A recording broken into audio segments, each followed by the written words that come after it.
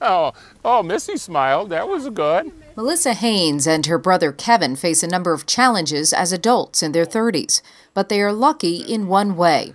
They have two devoted and loving people to take care of them, their parents. Rob and Pat Haynes are like thousands of Michigan family members who take care of a loved one, often around the clock, for life. The Hayneses do it because they love their kids and know this is the best care they can get.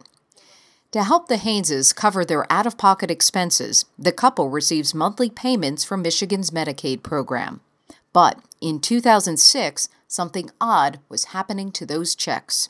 A union was taking money for dues. Because I feel that I'm not getting any union representation and they're not benefiting me in any way.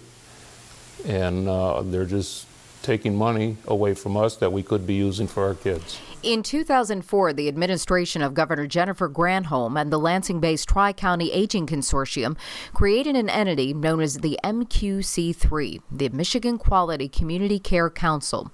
Ostensibly, the agency was created to develop a registry and conduct home health training, but it also did something else. It gave a government employee union an opportunity to organize.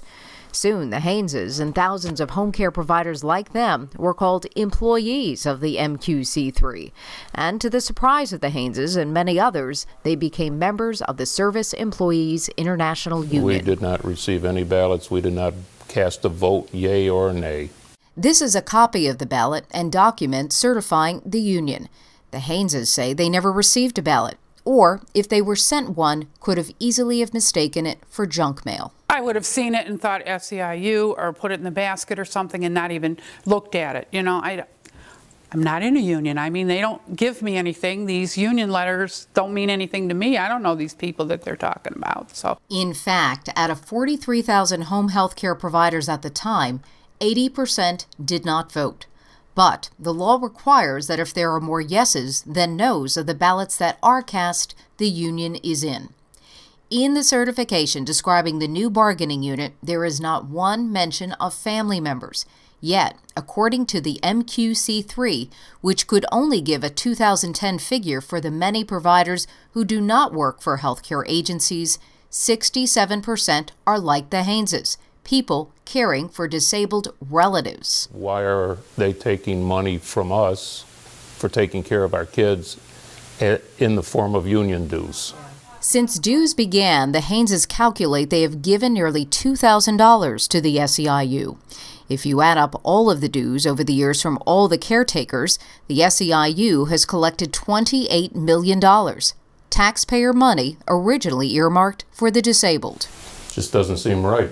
Last year, appalled by the scheme, the Michigan legislature stopped funding the MQC3, and it appears to be gone.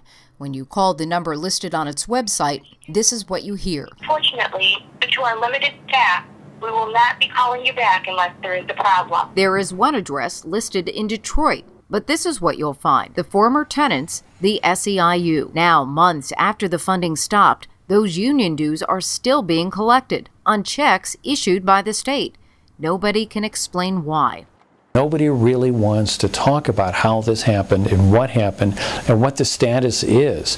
Who is the actual unionized employee? Is it the person with a disability who receives the check, or is it the person who actually provides the quality care for that person? In June, the Michigan State House passed legislation that would effectively ban stealth-unionization such as this. But 8 months later, the bill languishes in the Republican-controlled Senate. The Hayneses say they are not anti-union. Robert served as a Detroit police officer for nearly 30 years and says unions have their place, but not in their home and not when the money is taken from their children. my kids are my employers, so they're obviously not going to fire me. They can't even talk. We can't jockey for extra vacation because it doesn't work that way. And you can't get a raise out of the kids because they don't have anything to give you a raise with. They're charging us dues and we're getting no benefits.